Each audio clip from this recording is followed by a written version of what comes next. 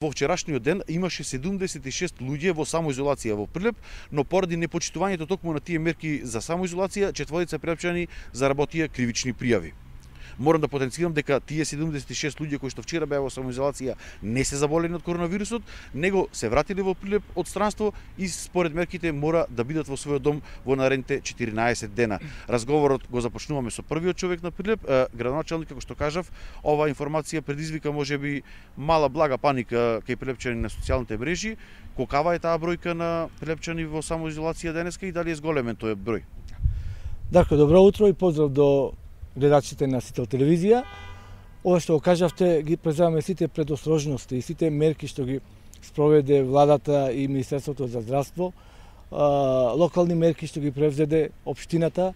она што му го предложив на Советот на општина Прилеп, ги превзедовме сите активности, посебно ова што го напомнавте,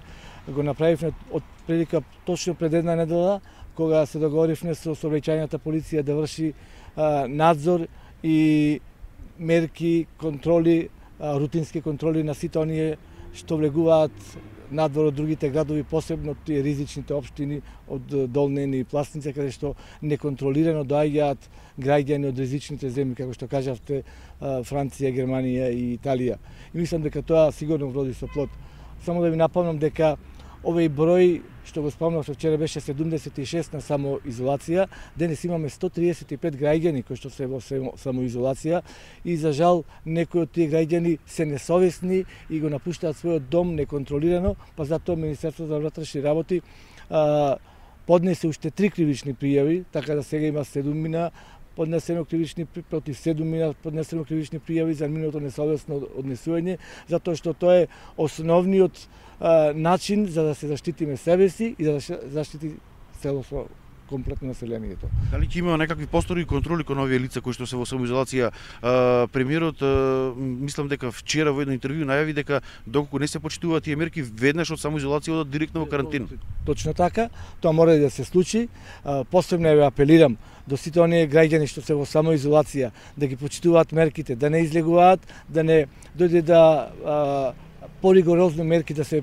применат према нив, директно да ги стават во карантин, а не во самоизолација. Мислам дека тоа граѓаните сепак во Прилеп го почитуваат и јас сум среќен што се уште во Прилеп нема заразено ни еден граѓанин со коронавирусот, што се надевам дека колку во време ќе помине не знам, ама да не одмине овој стварно вирус кој што цела планета е зафатена. И убеден сум дека на крај сигурно ќе бидеме ние како победници, ако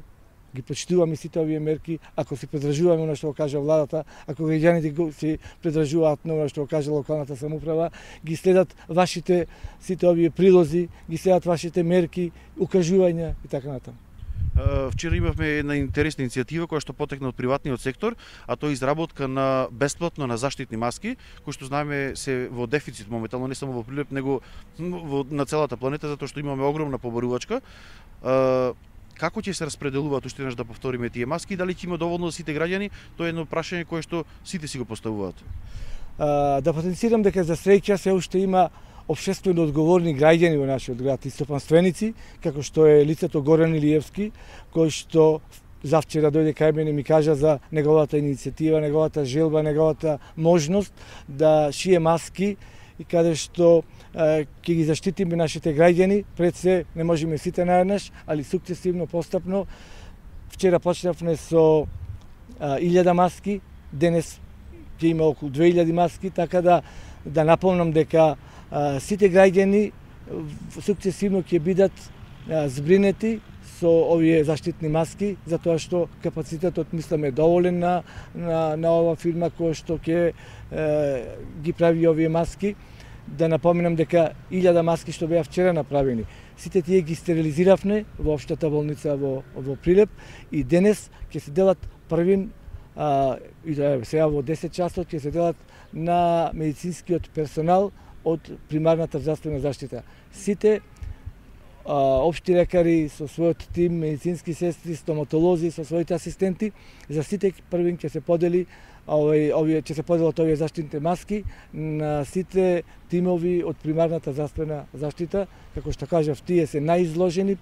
и медицинскиот персонал не смееме ниту да го запоставуваме, ниту пак да го ставиме на крај. Затоа денес почнуваме со нив, а понатаму продолжуваме со сите работени во јавните претпријатија, пред се комуналец, каде што работниците се изложени во надворешни услови, во шалтери и така натаму, во ПУП, јавното предпријатие и јавното предпријатие за водовод и канализација во нашиот град, така да понатаму и сите други институции во градот ќе бидат сукцесивно снабдени со овие заштитни маски. И јас уште не сакам да изразам благодарност за овие општествено одговорни граѓани и овој Стопан Свенстих што го направи ова за нашиот град и убеден сум дека овој пример ќе го почитуваат и другите во нашата држава.